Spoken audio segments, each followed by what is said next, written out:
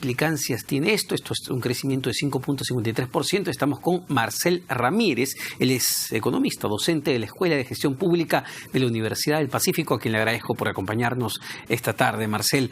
Y en principio, es un presupuesto que podríamos calificarlo de expansivo, es decir, que busca seguir impulsando el crecimiento económico en base a la inversión pública, o es, digamos, demasiado acotado, dado el contexto todavía complejo que tenemos para el siguiente año y que ameritaría, no lo sé, un estímulo fiscal mucho más importante de parte del gobierno? ¿Cómo lo ves tú? Sí, Omar, muchas gracias por la invitación. Como tú mencionas, el presupuesto planteado para el próximo año estaría creciendo en poco más de 5%. Poco menos de lo que se estima el crecimiento del presupuesto 2019, que fue de 6,8%. Yo creo que hay un impulso fiscal que es necesario, como tú dices, para mantener y que el crecimiento no se deteriore más de lo que ya se ha deteriorado. Sin embargo, siempre es importante tomar en cuenta cómo nos fue en el año anterior para ver qué tanto sabemos hacer uso del presupuesto, es decir, de los recursos que el sector público tiene a su disposición. Claro, porque ahí hay un tema de fondo, ¿no, Marcel? Y no me vas a dejar mentir. El tema muchas veces, y en los últimos años, ya no tiene que ver con plata, lamentablemente. Tiene que ver con cómo gastar y cómo saber gastar esa plata. Mira, Omar, hay dos miradas. La de tenemos dinero y el problema no es dinero. Y otro es que también tenemos la presión tributaria más baja de la región, sí, e incluso de los últimos 10 años, es decir, hemos retrocedido, llamémosle así, el tamaño de la billetera del sector público. ¿Estamos recaudando menos? Bueno, menos de lo que recaudábamos hace como 10 años, sí. La presión tributaria cerró el año pasado en 14%, va a haber una mejora, se observa una mejora, pero todavía estamos bastante detrás del promedio de la región de 18%. Cuando tú te refieres a que no se trata ya de un problema de dinero, por ese lado, vemos que el año pasado la ejecución estuvo en alrededor del 85% en promedio, gobierno central, regiones y municipios, donde regiones tuvo un avance un poquito más bajo del de los gobiernos locales y del gobierno nacional. Por lo tanto, ya nos interesa fijarnos en cómo se está usando el dinero. Claro. El BID en un informe acaba de decir que la calidad del gasto podría hacer que el Perú mejore su gasto en 2,5% del PBI. Eso significa que sí hay elementos en la calidad del uso del recurso que hay que ponerle una mirada especial. Claro. Y un dato más, en la ejecución del año pasado, el canon tuvo también solo una ejecución de alrededor del 70% de lo asignado a gobiernos regionales, locales, universidades públicas. Entonces, incluso en aquellos recursos que son altamente valiosos, porque son transitorios, el canon es un recurso que viene de la explotación de recursos naturales. Y que depende de los precios. Y que depende y por lo tanto es fluctuante, tampoco hemos tenido la capacidad de ejecutarlos completamente. Ahora, habría hasta tres miradas en este caso cuando hablamos del presupuesto de inversión o de la plata que tiene el gobierno para materializarlo en obras, en salarios, en una serie de cosas. Está por un lado la pregunta que mencionabas, ¿tenemos o no tenemos dinero para gastarlo? En este caso vemos que, bueno, el presupuesto está creciendo, tenemos dinero importante ahí. La otra pregunta tiene que ver con la ejecución, ¿no?, que también mencionabas. Ese dinero se está ejecutando y en qué medida. Y lamentablemente las cifras que vemos en lo que va del año son preocupantes, ¿no?, sobre todo en inversión pública. Y lo tercero es lo que dices, sobre todo, ok, lo estamos gastando. ¿Lo estamos gastando bien?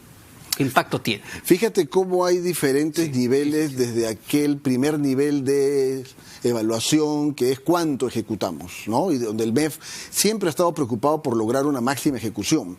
Pero luego si nos metemos al detalle, vemos, por ejemplo, como tú mencionas, que la ejecución de la inversión pública a lo que va del año va un poco más de 30%. A septiembre, estamos entrando a septiembre. Estamos exactamente, ya solo nos faltan unos 3, 4 meses del año. Entonces, eso también nos da una señal, incluso seguramente en parte explicado por el cambio de autoridades, pero no totalmente, ¿no? Entonces, ya necesitamos mirar al presupuesto como la principal herramienta para generar no solo crecimiento, sino también desarrollo en el país. Entonces, el presupuesto tiene que ser ejecutado porque finalmente es el compromiso que los pliegos presupuestarios han tenido con el MEF.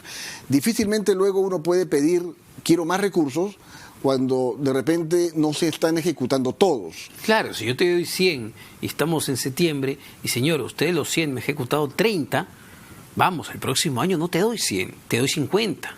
Ahora, también es cierto que hace muy poco tiempo salió el marco macroeconómico Sí. multianual, el nuevo, con el ajuste de la proyección del PBI del año 2019 a 3%. Claro, que para que la gente entienda, ¿no? El marco macroeconómico multianual es, digamos, el documento con las perspectivas del gobierno, digamos, de mediano plazo, del 2020 a 2023, Exactamente. en todos los sectores de la economía. Exactamente, ahí está plasmada la visión del mediano plazo en términos económicos. Exacto. Y es sobre esa base que se formula el presupuesto. Entonces hay una, obviamente, correspondencia.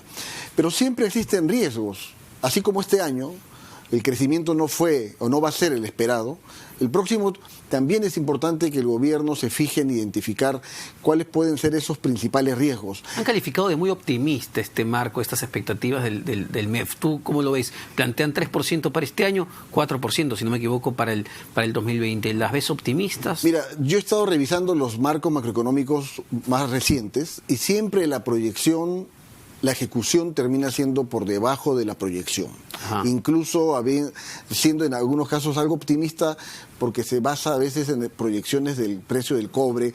Yo creo que este año, este último marco está siendo un poquito más honesto en los riesgos que la economía peruana va a tener que enfrentar.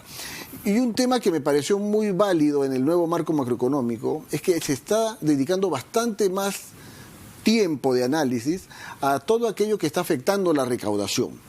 El gasto tributario, de los beneficios tributarios, hay un espacio dedicado justamente a decir por qué hay que revertir esa situación, y a la evasión y la elusión, que estamos también en niveles también.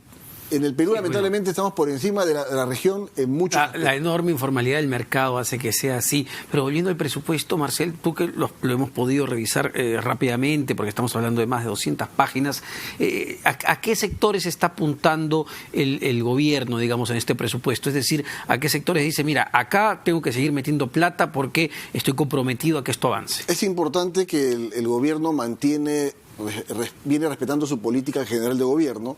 Su prioridad fundamental es educación, donde alrededor del 17% del presupuesto está yendo a educación, a mejora de infraestructura y de calidad educativa. Ha habido una política muy sostenida, digamos, no solamente de este gobierno, desde PPK, el gobierno anterior. Digamos, en los últimos años uno podría decir que educación está en la cabeza de los peruanos, pese a que los logros no son los que quisiéramos, pero ha habido logros. Es importante apostar por darle sostenibilidad a las políticas, porque es una política de Estado más que una política de gobierno. Y claro, aunque los frutos se van a ver, digamos, tal vez en una generación que tal vez aún está recién naciendo o por nacer, pero la apuesta de los gobiernos, independientemente de que los mandatos se acorten o no, tiene que seguir siendo a la inversión, no solo en cobertura de educación, sino también en calidad de educación.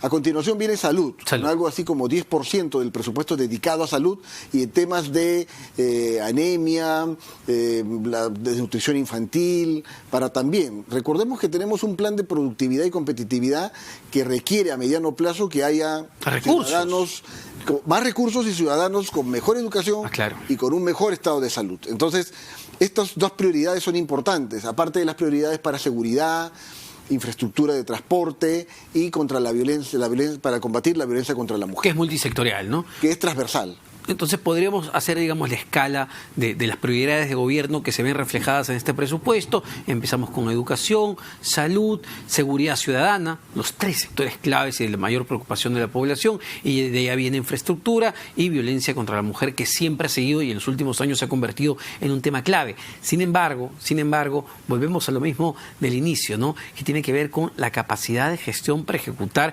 estos recursos. Y ahí, para entrar un poco más a detalle a eso, me recuerdo de la reforma del servicio civil, Marcel, que justamente tiene que ver con esto, con mejores profesionales para ejecutar esa plata. Recordemos que la PCM es el rector de una política de modernización de la gestión pública, que tiene varios pilares. Uno de ellos, como tú mencionas, el servicio civil meritocrático, el presupuesto por resultados, el planeamiento por resultados, que también es otro tema que está un poquito aletargado.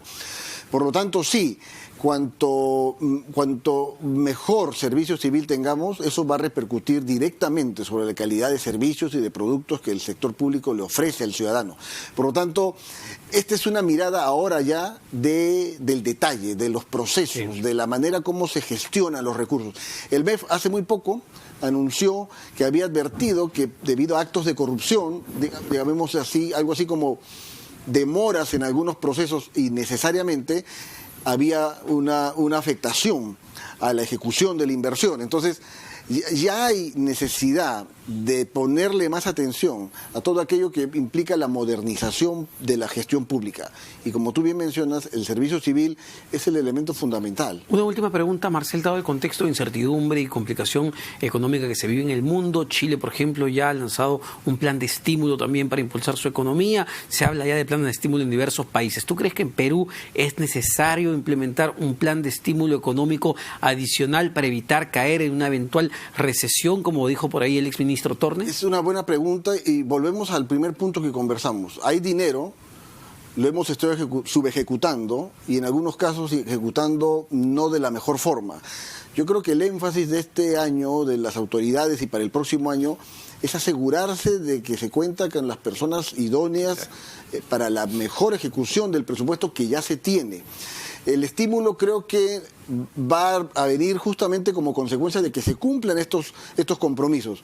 La ejecución de la inversión pública se ha estancado, aunque se prevé que crezca para fin de año, y para el próximo año se prevé 9% de crecimiento. Eso hay que asegurarlo desde ahora, haciendo los cambios que ya al menos el MES plantea en su plan de competitividad y productividad. Ojalá sea así, Marcel. Muchas gracias. Marcel Ramírez, él es docente, economista de la Escuela de Gestión Pública de la Universidad del Pacífico, que nos dio luces sobre este tema. Así que vamos a ver, esto todavía se tiene que debatir en el Congreso de la República y aprobar a fines de noviembre. Vamos a ver qué suerte corre justamente este proyecto de presupuesto para el 2020.